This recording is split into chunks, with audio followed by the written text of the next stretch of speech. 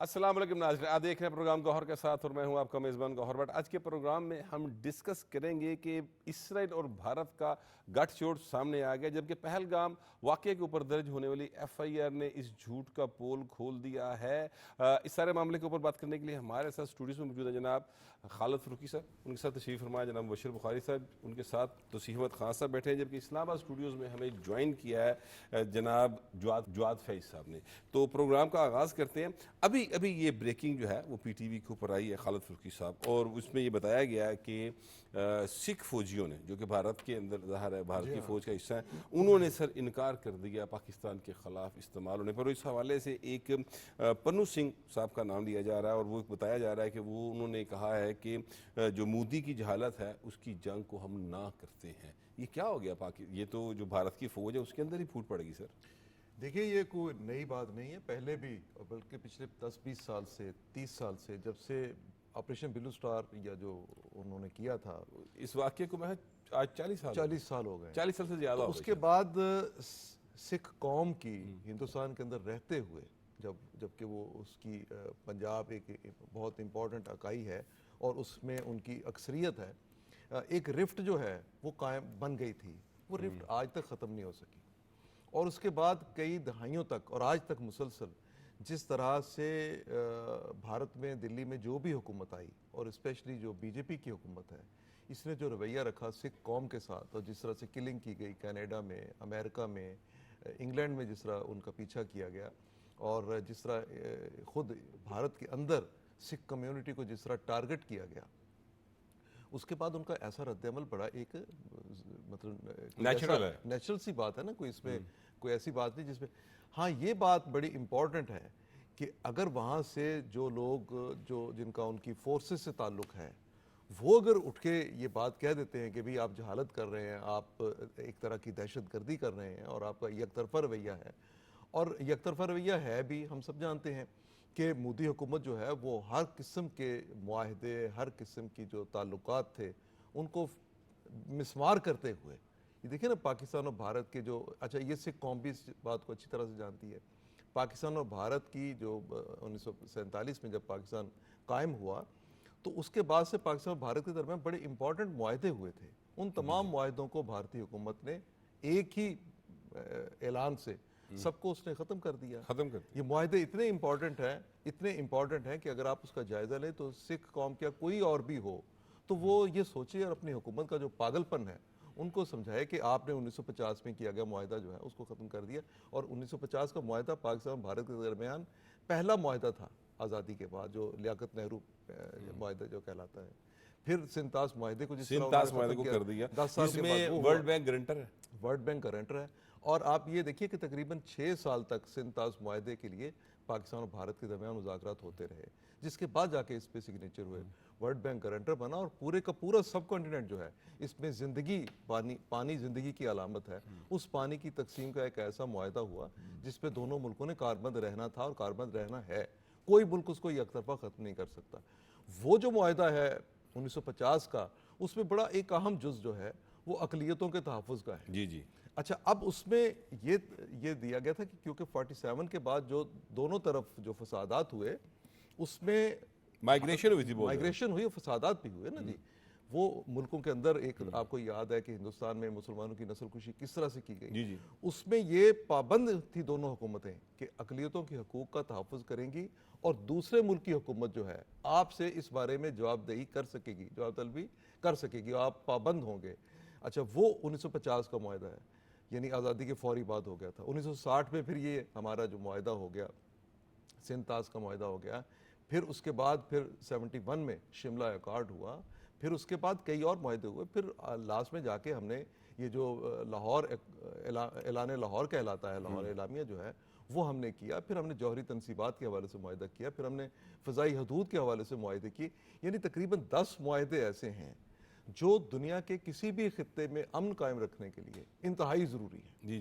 اب ایک حکومت اٹھتی ہے، اس کا ایک پرائم منسٹر ہو یا ان کا کوئی سیکرٹری خارجہ ہو، اس لیول کا جس لیول کا بھی ان کا بندہ ہے، وہ اٹھ کے 2 ایٹمی طاقتوں کے درمیان ان تمام معاہدوں کو ایک دم سے ختم کر دے، تو دنیا کا کون عقل مند شخص ہوگا جو ایسے کسی اقدام کی حمایت کر سکے گا؟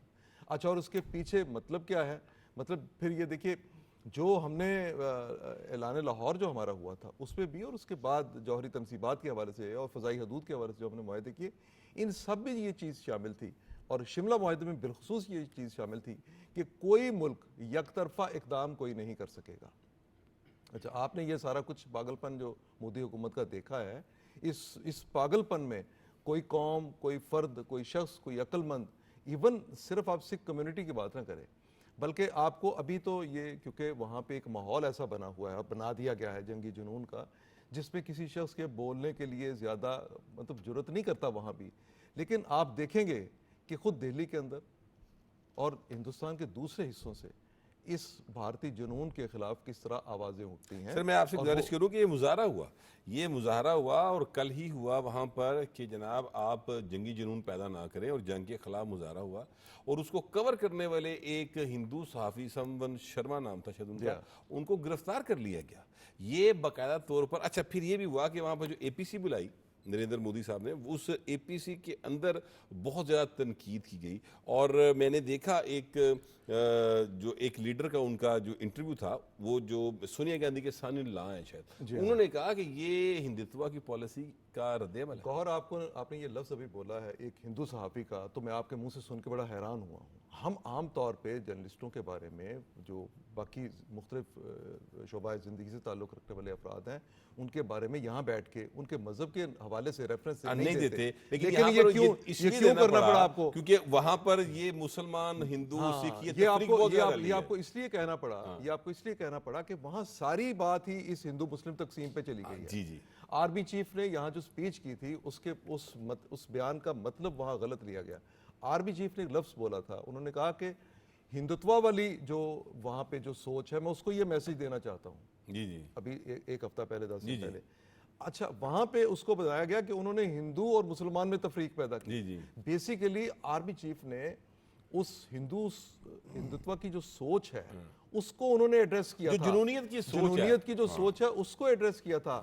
آپ بھی یہ جب لفظ بول رہے ہیں تو میں سوچ رہا ہوں کہ آپ کو یہ مجبور ہو کے یہ لفظ مجھے مجبور ہو کے بولنا پڑا، آپ کہیں کہ یہ وہ صحافی ہے جو جس کا ریلیجن، جس کا مذہب ہندوازم پہ بلیو کرتا ہے، ہندوازم پہ بلیو کرتا ہے، کرے وہ بالکل کرے، لیکن ہم کیونکہ اس کا ریفرنس نہیں دیتے، لیکن دینا پڑا کیونکہ وہاں ساری کی ساری اب بحث جو ہے کشمیر میں دیکھیے وہاں پہ کیا ہوا ہے۔ کشمیر میں جو ہلاکتیں ہوئیں، جو افراد اس واقعے میں جن کی جان گئی، ان میں مسلمان بھی شامل ہیں، لیکن ہو کیا رہا ہے، ٹارگٹ کرنے کے لیے وہاں کے جو ہندو ایلیمنٹ، وہ جو انتہا پسند ہندو ایلیمنٹ ہے، میں تمام ہندوؤں کو پھر نہیں کہہ رہا، جو انتہا پسند ہندو ایلیمنٹ ہے جن کی اب اکثریت بنتی جا رہی ہے، وہ ٹارگٹ کس چیز کو کر رہے ہیں؟ وہ مسلم کمیونٹی۔ بالکل ٹھیک بات ہے بخاری صاحب، یہ جس قسم کا ماحول مودی کی پالیسیز نے ود ان انڈیا پیدا کر دیا، اور اب وہ اپنی جو یہ جنگی جنونیت ہے وہ اب اس دوسرے ملکوں کے اوپر بھی اس کو لاگو کرنا چاہتے ہیں، تو انڈیا کے اندر خود اتفاق دکھائی نہیں دے رہا۔ ابھی آپ نے سنا سکھ کمیونٹی کے لیڈر کا بیان سنا آپ نے،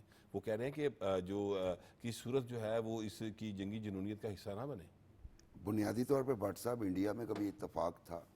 ایک سوال سمپل سا تاریخ کے تناظر میں ہم دیکھتے ہیں، لے دے کے یہ جو مودی گورنمنٹ ہے ان کے پاس ایک ہی نیریٹو رہ جاتا ہے، وہ ہے اینٹی پاکستان، اور پاکستان کو بھی دہشت گردی کے واقعات سے جوڑنا۔ اگر آپ کو میں کہوں، فاروقی صاحب سے کہوں، خان صاحب سے کہوں کہ انڈیا میں جاری علیحدگی پسند جو تحریکیں ہیں ان کی تعداد مجھے بتائیے تو یقین کیجیے ہم میں سے کوئی بھی نہیں بتا سکے گا، اتنی زیادہ ہیں، یعنی جو ایسٹیمیٹس ہیں اس کے مطابق 21 سے 28 کے درمیان ہیں، 29 ہو سکتی ہیں، ٹھیک ہے؟ تو اتفاق کہاں؟ جب 28 سیپریٹسٹ موومنٹس چل رہی ہوں، آپ بہار، جھارکھنڈ، مہاراشٹر، خالصتان اپنی جگہ پہ، ناگالینڈ، آسام، پھر تامل ناڈو، یہ سارے ایریاز کو دیکھیں، علیحدگی سب سے بڑی تو سر آپ کشمیر کو بھول ہی گئے۔ کشمیر تو ہے ہی نا، کشمیر تو سب سے بڑی ویزیبل ہے نا، ویزیبل ہے، ٹھیک ہے؟ وہ آزادی کی تحریک ہے، تو اس میں اتفاق کہاں ہے؟ نمبر ایک۔ دوسری بات یہ کہ گولڈن ٹیمپل پہ آپریشن خود ہی آپ نے ایک بنیاد ڈالی کہ محرومی کا احساس دلوائیں۔ اچھا، شکر تو میں یہ کرتا ہوں کہ وہ گاندھی جی کے اسیسینیشن پاکستان پہ نہیں ڈالا، اندرا گاندھی کا پاکستان پہ نہیں ڈالا، اور راجیو گاندھی کا بھی نہیں ڈالا، ٹھیک ہے؟ کیونکہ یہ جو چٹی سنگھ پورہ میں، اننت ناگ میں، اس کے جہاں پہ پہلگام کے ساتھ ہی 2000 مارچ 2000 میں واقعہ ہوا، 35 سکھوں کو مسیکر کیا گیا، ان کا قتل عام کیا گیا، اور اس وقت بھی الزام پاکستان پہ ڈال دیا گیا. وہ تو بھلا ہو کچھ انڈین وائسز کا، جنہوں نے پوائنٹ آؤٹ کیا کہ حضور یہ جو حملہ آور تھے یہ ملٹری کی گاڑیوں میں آئے تھے. تو اس کے بعد یہ اندازہ کیا گیا کہ یہ تو انڈین آرمی خود ہی کر رہی ہے، اور جو پھر ڈس انفارمیشن لیب والا معاملہ تو سب کے سامنے آ چکا ہے. تو اتفاق کہیں نہیں ہے. ان شارٹ یہ بتانے کا مقصد یہ تھا. اب اتفاق کی صورت میں پیدا ہوتا ہے کہ جناب علی وہاں پہ کوئی ایسا گھناؤنا قسم کا واقعہ ہو جائے جس میں معصوم لوگوں کو مار دیا جائے، وہ کسی بھی مذہب سے تعلق رکھتے ہوں، اور اس کے بعد بڑی آسانی سے الزام جو ہے پاکستان پہ بغیر کسی ثبوت کے، بغیر کسی ریزن کے لگا دیا جائے، تاکہ وہ جو ہندوتوا تو اپنا ان کا ایک فلاسفی ہے، لیکن وہ جو ادھر ادھر کے مائنڈ سیٹس ہیں جو دوسری آئیڈیالوجیز کو فالو کر رہے ہیں، وہ بھی انڈیا کے نام پہ، بھارت ماتا کے نام پہ جو ہے ان کے پیچھے آ کے کھڑے ہوں. لیکن اب یہ والے ٹیکٹکس چلتے نہیں.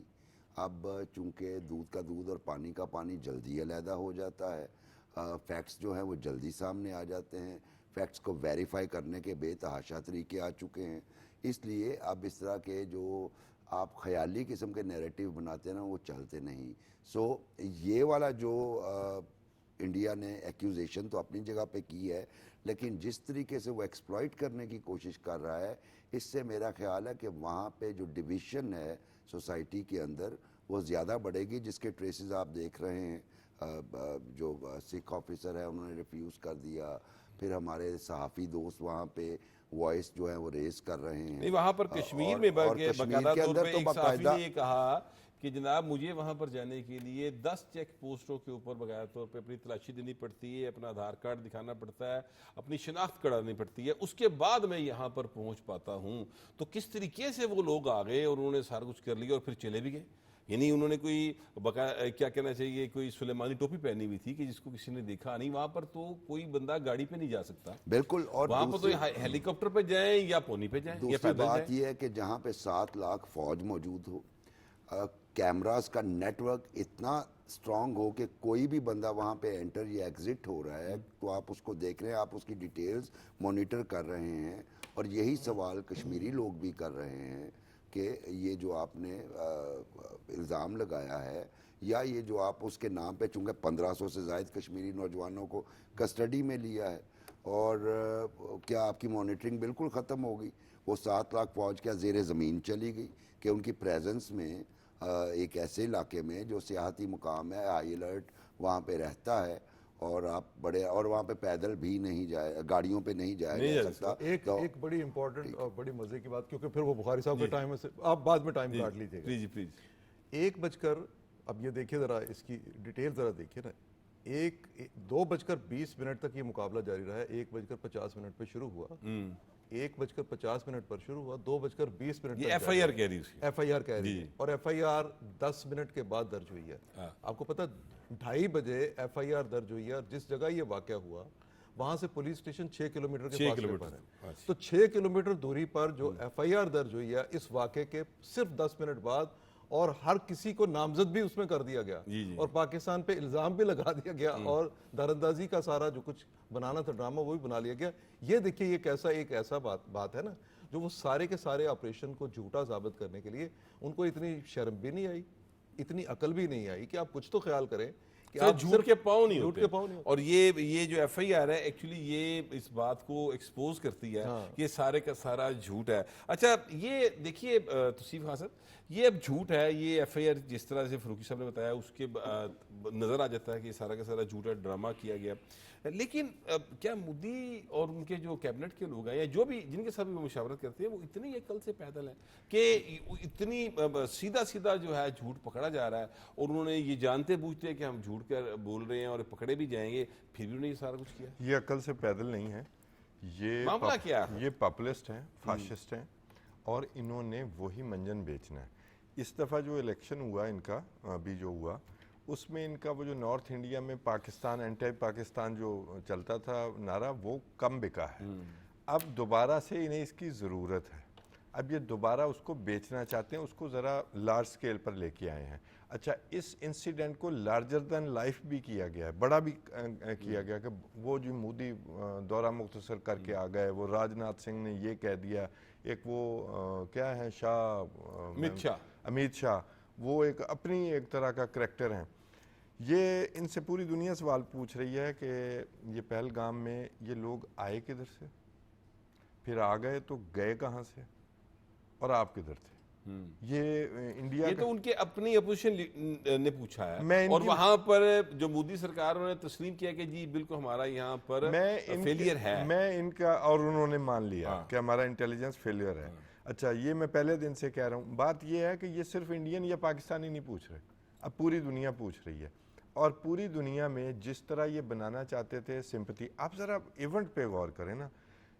امریکی نائب صدر ہندوستان میں تھے, جی جی, ہندوستانی وزیر اعظم جو ہیں وہ سعودیہ کے دورے پر تھے, اس کی بھی امپورٹنس ذہن میں رکھیے. اور اسی وقت یہ واقعہ ہوتا ہے, اور اس کے باوجود امریکہ کی, دیکھیں ہر کسی نے واقعے کا اظہار مذمت ضرور کیا ہے, لیکن جو یہ لائن دنیا سے لینا چاہتے تھے, دنیا کے میڈیا سے جو اٹینشن لینا چاہتے تھے, وہ نہیں لے سکے. اور وہ ابھی تک اسی کوشش میں. میں حیران ہوں, چاہے یہ جتنے بھی میں نے پاپولسٹ مائنڈ سیٹ والے جتنے بھی لوگ اس وقت دنیا میں موجود ہیں, آپ کے واردات ہوتی ہے, ایک دہشت گردی کی ایکٹیویٹی ہوتی ہے, اور فوراً بعد آپ کو پتہ ہوتا ہے کہ یہ پاکستان نہیں کروایا ہوگا. پاکستان نے کروایا ہوگا بھی, میں نے غلط لفظ کیا, پاکستان نے کروایا ہے. جیسے ہر چیز پری پلان نہیں ہوتی. جی پلان کر. اور پھر دوسری چیز, یہ انفیکٹ کارما کو فیس کر رہے ہیں. یہ ایک ان کے ہاں بن گیا ہے جی گڈ ٹیررزم اور بیڈ ٹیررزم. میں یاد کروانا چاہتا ہوں, ابھی کچھ دن پہلے ہم دہشت گردی کی زد میں تھے, درجنوں واقعات ہوئے ہیں بلوچستان میں. ان لوگوں نے, ان کے میڈیا نے اپنی حکومت کی ڈائریکشن پر, وہ ظاہر ہے سارا تو میڈیا گودی میڈیا سے, ٹھیک ہے, گودی میڈیا لائیو کوریج کروائی ہے اس دہشت گردی کی. ان دہشت گردوں کے لائیو انٹرویو چلے ہیں انڈیا پر. جی جی, وہ گڈ ٹیررزم تھا, یہ بیڈ ٹیررزم ہو گیا. اور پھر آپ تو یہاں پر بیٹھے ہی شیشے کے گھر میں ہیں, آپ نے ڈسپیوٹڈ ٹیریٹری کو قبضہ کرنے کی کوشش کی, اپنا حصہ بنانے کی کوشش کی. وہ کشمیریوں کا معاملہ ہے, کشمیریوں کی ایک انٹرنیشنل جدوجہد ہے, وہ ابھی تک چل رہی ہے. تو آپ نے تسلی کر لی کہ آرٹیکل 370 سے کچھ نہیں ہوگا. تو اپنے گھر میں ڈھونڈیں. ہمیں تو اپنے مسائل سے فرصت نہیں, اور ہمارا یہ ایجنڈا نہیں ہے. آپ کا ایجنڈا, میں تو کل بھی میں بھی بات کہہ رہا تھا 1999 میں, جی میری عرض سن لیں, 1999 میں انہوں نے کہا کہ سنتاس معاہدہ ان کی ڈاکٹرائن ہے. جی جی, کہ ہم اس کو بار بار اس بات کو کرتے ہیں کہ ہم دھمکی دیتے ہیں. وہ آپ آ جائیں, یہ کیا بگاڑیں گے سنتاس معاہدے میں. وہ اچھا وہ آگے تھوڑی دیر میں ڈسکس کرتے ہیں. جواد فیض صاحب, میں کل بھی یہ بات کر رہا تھا, اور میں اس بات کو دوبارہ ریپیٹ کرنا چاہتا ہوں کہ اس وقت اگر دنیا کے اندر امن ہے, یعنی امریکہ, یورپ, کینیڈا, آسٹریلیا, سب جگہوں پر جہاں پر امن ہے, اس میں پاکستان کی سب سے زیادہ کنٹریبیوشن ہے. 9/11 کے بعد اگر پاکستان ساتھ نہ دیتا تو دنیا کے کنٹرول میں چیزیں نہیں آ سکتی تھی. آپ اس بات سے اتفاق کرتے ہیں؟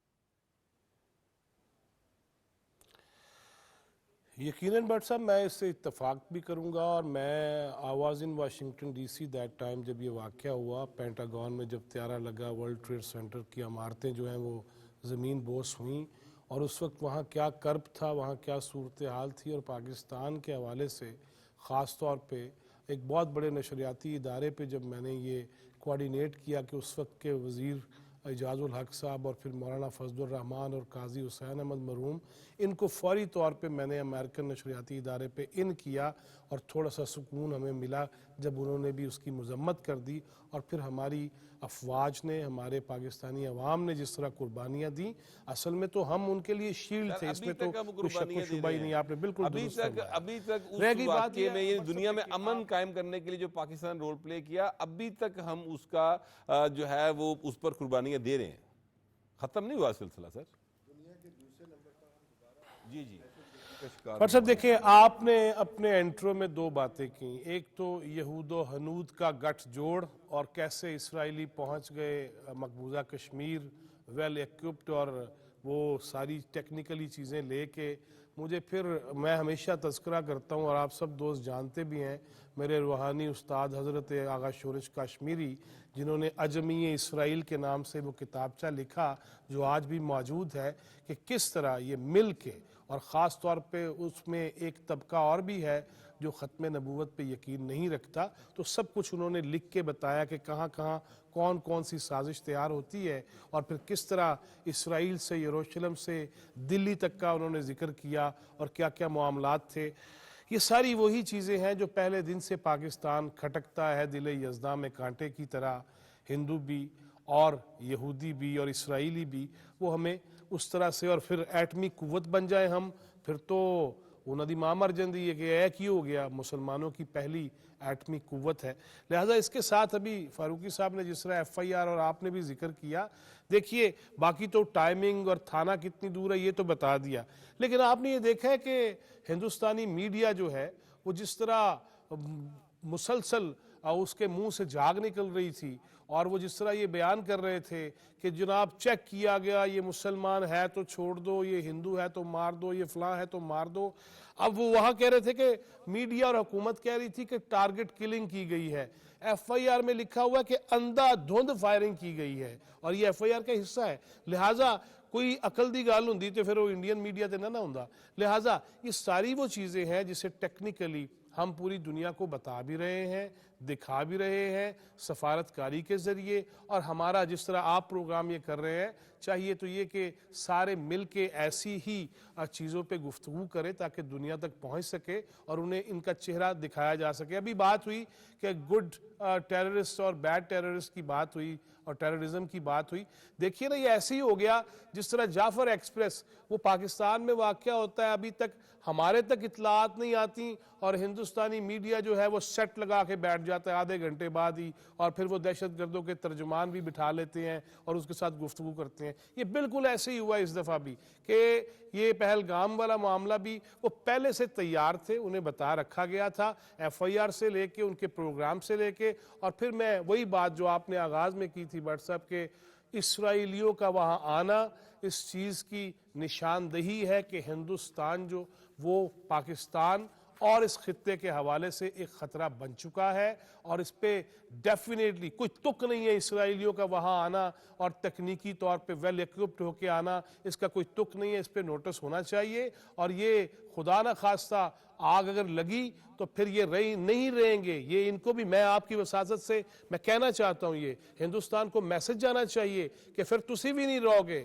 مت کریں اس طرح. اور خواجہ آصف صاحب نے بڑا دو ٹوک کہہ دیا اگر ایک بھی پاکستانی شہری کو نقصان پہنچا تو پھر دیکھنا ہم کرتے کیا ہیں. اور برادرم تارڑ صاحب بھی کل یہی کہہ رہے تھے کہ ہم نے واضح طور پہ اور کھلا موقف سامنے رکھ دیا ہے ہم جھوٹ برداشت نہیں کریں گے. اچھا فاروقی صاحب یہ فرمائیے گا کہ یہ جو اسرائیل کے وہاں پر لوگ آئے ہیں اور مطلب اسرائیل کا کیا تعلق ہے اس سارے ایونٹ سے کہ وہاں پر 20 لوگ آ گئے ہیں ساز و سامان سے لیس ہیں اور وہ یعنی وہ ٹیکنیکلٹیز کو دیکھیں گے اور انویسٹیگیشن میں حصہ لیں گے. یہ کیا انڈیا کے پاس اپنے پاس ایسی کوئی چیز نہیں ہے؟ تعلق نہیں ہے یہ سوال نہیں ہے. اسرائیل کا بہت پرانا تعلق ہے. نہیں وہ تعلق جو پاکستان کے خلاف دیکھیے جتنے بھی اب تک سٹیپ بھارت نے کبھی اٹھائے 71 سے اسپیشلی اور 71 کے بعد سے جو بھارت اور اسرائیل کا اس طرح کا جو تعاون ہے جنگی نوعیت کا وہ بڑا خوفناک ہے. پاکستان کی نیوکلیئر تنصیبات جو ہیں یہ ہمیشہ بھارت اور اسرائیل کے ایک ٹارگٹ پہ رہی ہیں. جنرل ضیاء الحق کے دور میں جنرل پرویز مشرف کے دور میں اور ہماری جو سویلین حکومتیں تھیں ان کے ادوار میں جب بھی کوئی ایسا پاکستان اور بھارت کے درمیان کو معاملہ بنا تو پاکستان کو ڈائریکٹ یہ خطرہ رہا ہے. آج ہم ویسے ہی بیٹھ کے اسرائیل کی بات نہیں کر دیتے کہ بھی ہم نے اپنے پاسپورٹ پہ پابندی لگا رکھی ہے اس میں کہ آپ نے اسرائیل نہیں جانا. یہ بالکل جائز بات ہے بڑی جینون بات ہے. نہیں اسرائیل کا وجود ہی چکے ناجائز ہے. ایک ایسی سٹیٹ ہے جو تمام دنیا بھر کے مسلمانوں کی دشمن ہے جی جی اور جس کا قیام جو ہے یہ ایک طرح میں سینے میں خنجر گھونپا گیا ہے. تو آج جو وہ ریاست جو ہے وہ جب بھی کسی ایسی سٹیٹ کے بارے میں اور پھر آپ کو نیتن یاہو کے بارے میں یاد ہونا چاہیے. نیتن یاہو سے پوچھا گیا کہ دنیا میں آپ کے لیے خطرہ کہاں پہ ہے تو نیتن یاہو نے 2 ملکوں کا نام لیا. دوسرے ملک کا میں نام ویسے نہیں لے رہا کہ ظاہر ہے وہ نیتن یاہو کی اپنی لینگویج تھی اور جس کے بارے میں اس نے بڑی واضح کہا اس نے پاکستان کے بارے میں کہا. جی جی بالکل. اچھا اب جب نیتن یاہو اور پاکستان کے بارے میں کیوں کہا؟ پاکستان کے بارے میں اس لیے کہا کہ ہمارا نیوکلیئر پروگرام کامیابی سے مکمل ہو چکا ہے. اس کے بعد پھر فیصلہ کیا گیا دنیا بھر میں کہ آپ نے کسی مسلمان ملک کو نیوکلیر پاور نہیں بننے دینا. تو آپ دیکھ رہے ہیں کیا ہو رہا ہے اس وقت ڈرامہ, پوری دنیا میں کیا ڈرامہ ہو رہا ہے. جہاں جہاں آپ دیکھتے ہیں, ایک چھوٹا سا فکرہ آپ کو بتا دوں کہ ایون حسنی مبارک کی جو حکومت تھی ایجپٹ میں, اس نے 9 نیوکلیئر ری ایکٹر لگائے تھے. اس میں سے ایک اسرائیل نے یہ انہوں نے انٹیلیجنس نے کہا کہ ایک جو ہے وہ ایکٹیو ہے. اچھا, اب ایک بالکل انیشیٹو تھا, شروع تھا, انہوں نے کہیں شروع کیا, اس کی حکومت انہوں نے اڑا دی تھی. باقی سارے اپنے طور پہ ہیں, اس کے جو بھی جواز بتائے جاتے ہیں. اس لیے پاکستان جو ہے یہ اسرائیل کے ہمیشہ ٹارگٹ پہ رہا ہے, اور پاکستان اس بارے میں وارننگ دے چکا ہے اسرائیل کو بھی. اور ہمارے پاس جو میزائل ہے یہ, اور ہم لوگوں کو یہ کہنے کی آزادی ہونی چاہیے, اسٹیٹ کہے نہ کہے, ہم پاکستان کے شہری ہیں, ہم کہیں گے کہ اگر کوئی ملک آپ پر حملہ کرنے کی جرت کرے, کوئی اس کے دماغ میں کئی خناس ہو, تو آپ اس کو ضرور ٹارگٹ کریں. آپ کے پاس, ہمارے پاس وہ میزائل سسٹم ہے جو جا کے ان کی ان تنصیبات کو ٹارگٹ کر سکتا ہے جہاں سے آپ اپنے جہاز اڑائیں گے, جہاں پہ آپ اپنی تنصیبات رکھے ہوئے ہیں. اور یہ بے شک 2000 میل دور ہو, 3000 میل دور ہو. ہمارے پاس وہ طیارے بھی ہیں جو وہاں تک پہنچ سکتے ہیں. اگر یہاں پہ کچھ ہوگا تو وہاں بھی ضرور ہوگا. یہ صرف کوئی دلی تک پٹاخہ نہیں جائے گا, یہ کوئی وہ جو انڈیا کی باقی ریاستیں ہیں جو ان کے جہاں پہ انہوں نے اپنے نیوکلیر کو ایسڈ چھپا رکھے ہیں, بنا رکھے ہیں, یہ وہ ٹارگٹ نہیں ہوگی. جو ان کو سپورٹ کرے گا, ان کو سپورٹ کرنے والی جو قوت ہوگی وہ بھی دشمن قرار پائے گی, اور ہم اس کو بھی ٹارگٹ کریں گے. اچھا, اس لیے اب وہ وہاں سے جو لوگ آتے ہیں یہاں پہ, یہ مودی نے کیا کہا کہ, اور انڈیا میں کیا پروپیگنڈا ہوا کہ جناب یہ 7 اکتوبر ہو گیا. کیوں ملایا گیا اس کو؟ پہلے انہوں نے کہا تھا جی وہ بمبے واقعات کو 9/11 سے ملا لیا. اب یہ کہہ رہے ہیں کہ جناب یہ 7 اکتوبر ہو گیا. یہ مل کے کاروائی کرنا چاہتے ہیں, مل کے کچھ دکھانا چاہتے ہیں. لیکن آپ یہ ذہن میں رکھیں, انڈیا میں ایک تو سب سے بڑا سوال ان کے جو جرنیل ہیں اسپیشلی, اور انٹیلیجنس کے لوگ جو ہیں, وہ یہ کر رہے ہیں کہ آپ یہ بتائیں کہ اس واقعے پر 1 مہینہ پہلے, صرف 1 مہینہ پہلے یہ جو سیاحتی مقام ہے اس پر لوکل لیول پہ جو ان کی سرگرمیاں ہیں یہ شروع ہوئی تھی. تو وہاں پہ کون لوگ تھے جنہوں نے اس کے بارے میں سارا کچھ یہ پلاننگ کی؟ یہ تو بہرحال مقبوضہ کشمیر کے اندر سارا کچھ ہوا. یہ ان کی وہاں پہ جو ظلم و تشدد ہو رہا ہے اس کے جواب وہاں دیا گیا. ایک تو نمبر 1. دوسری بات, دوسری یہ ہے کہ وہ جو وہاں پہ جو ان کی بٹالینز جو وہاں پہ تعینات کی جانی تھی وہ وہاں پہ کیوں موجود نہیں تھی؟ جو وہاں فوجی دستے تعینات ہونے تھے وہ وہاں پہ کیوں نہیں تھے؟ کس نے اس علاقے میں, کون سا ان کا کمانڈر ہے جس نے پرمیشن دی وہ جو کنٹریکٹر ہے اس کو کہ تم یہ کام کرو؟ یہ بڑے سیریس کویسچن وہاں کی انٹیلیجنس کے حوالے سے ہے. دوسری بات یہ ہے کہ انڈیا میں یہ کہا جا رہا ہے کہ تکنیکی اعتبار سے آپ کے پاس کوئی ایسا ویپن نہیں ہے جو پاکستان سے سپیریئر ہو. ایئر فورس دیکھ لیں ان کی, میزائل ان کے دیکھ لیں, اور جو بری فوج ہوتی ہے اس کو دیکھ لیں, اور جو نیول فوج ہے جو ہماری جو ہم کبھی سمجھتے تھے کہ ہماری بحریہ میں وہ شاید صلاحیت ذرا کم ہے ایئر فورس کی نسبت, لیکن پچھلے 2 دن سے پاکستان نے جس طرح خوفزدہ کر رکھا ہے ان کو, اور جس طرح سے وہ خوفزدہ ہیں, کل انڈیا نے اپنے جو میزائل ہیں ان کے تجربات کیے ہیں, اور ان کا ایک خیال یہ تھا کہ وہ کراچی پورٹ کی طرف کوئی ایسا کام کریں گے. لیکن پاکستان اس وقت اپنی بحری مشقیں بھی کر رہا ہے اور لائیو کر رہا ہے, اور اس کے نتیجہ یہ ہے کہ وہاں انڈیا میں یہ مودی کو سمجھایا جا رہا ہے کہ آپ کوئی بھی تکنیکی اعتبار سے کام کرنا چاہیں گے, آپ کا کوئی بھی ویپن ایسا نہیں ہے جس کا پاکستان کے پاس جواب نہیں. چیزیں بے شک دیکھیے, اسرائیلی وہاں پہ آئے, اسرائیل کے وہاں آنے پہ ہمیں کوئی حیرانی نہیں ہونی چاہیے تھی. ہمیں یہ پتا ہے کہ اسرائیلی ہمیشہ سے وہاں پہ موجود ہیں. نہیں حیرانی نہیں, میں تو یہ کہہ رہا ہوں کہ دنیا کے سامنے اب یہ چیزیں جو ہے نا وہ کھل کر آ رہی ہیں. پہلے تو ہم سارے جانتے ہیں کہ اسرائیل اور انڈیا جو ہے وہ اصل مقابلہ اصل ساتھ مقابلہ کرنا ہے, اصل جو ساتھ مقابلہ کرنا ہے وہ سفارتی طور پہ کرنا ہے کہ ہم امریکہ میں, ہم بیجنگ میں, ہم دنیا بھر میں کس طرح سے کرتے ہیں, اور وہاں پر کوششیں جاری ہیں. بخاری صاحب, ہم یہاں پر اکثر بات کرتے ہیں کہ سوشل میڈیا جو ہے وہ بالکل جو ہے چھتر بے مہار ہے اور بڑا اس طرح کی حرکات و سکنات کرتا ہے جس کا سر پیر ہی کوئی نہیں ہوتا, مسلسل جھوٹ بولتے ہیں.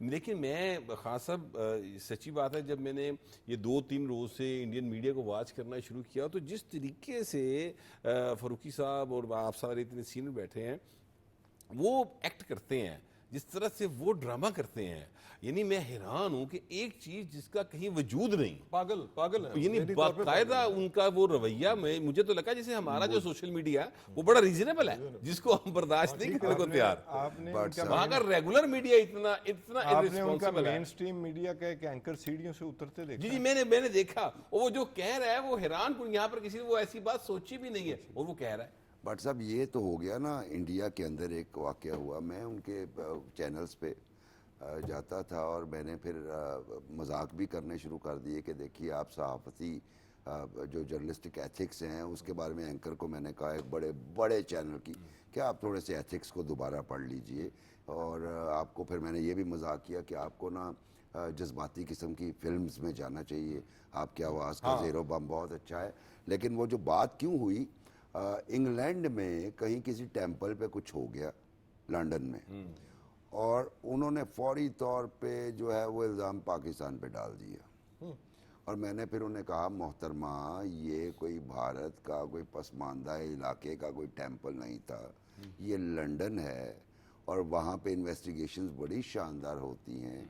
کل ہی آپ اس پہ بات کیجئے گا. آپ جو ہیں وہ اس طرح کی تقریریں فرما کے پاکستان کو بدنام کرنے کی کوشش کریں. اچھا وہ اینکر تو اپنی جگہ پہ تھی، پھر وہ ایک جنرل صاحب جو ان کے مونچھوں والے ہیں، جی جنرل بخشی، وہ جنرل بخشی صاحب وہ دابڑ گل پڑ گئے. تو یہ ان کی بھی مجھے سمجھ نہیں آتی. بنیادی طور پہ میں عرض کروں وہ بالی ووڈ میں جس طرح وہ وہ فلمی بہت ہیں، وہ فلمی بہت ہیں، بہت زیادہ وہ فلمی ہیں سارے. بالی ووڈ کا جو ٹون اور کلر ہے نا وہ ان کی نیوز میڈیا اسکرین پہ اس میں بھی بڑا واضح نظر دکھائی آتا دیتا ہے. ہے. دوسری میں تھوڑی سی وہ اسرائیل کی چونکہ آپ نے بات کہی تو میں ریکارڈ کے لیے یہ بتانا چاہتا ہوں کہ کارگل کے بعد ان کے درمیان پیکٹ ہوا تھا، ڈیفنس پیکٹ ہوا تھا $9 بلین کا جو جاری رہا 2010 تک، اور اس کے بعد 2022 میں انہوں نے دوبارہ $3.2 بلین کا انٹیلیجنس شیئرنگ کا ایگریمنٹ کیا تھا، اور اس میں انہوں نے اسرائیل کی جو ہیں وہ اسسٹنس جو ہیں وہ بائی کی ہیں کہ جناب علی وہ انٹیلیجنس شیئرنگ ہمارے ساتھ کریں، یعنی نیٹ ورکس کی کمیونیکیشن کو بریک کریں اور اس کے بعد ہم سے شیئر کریں.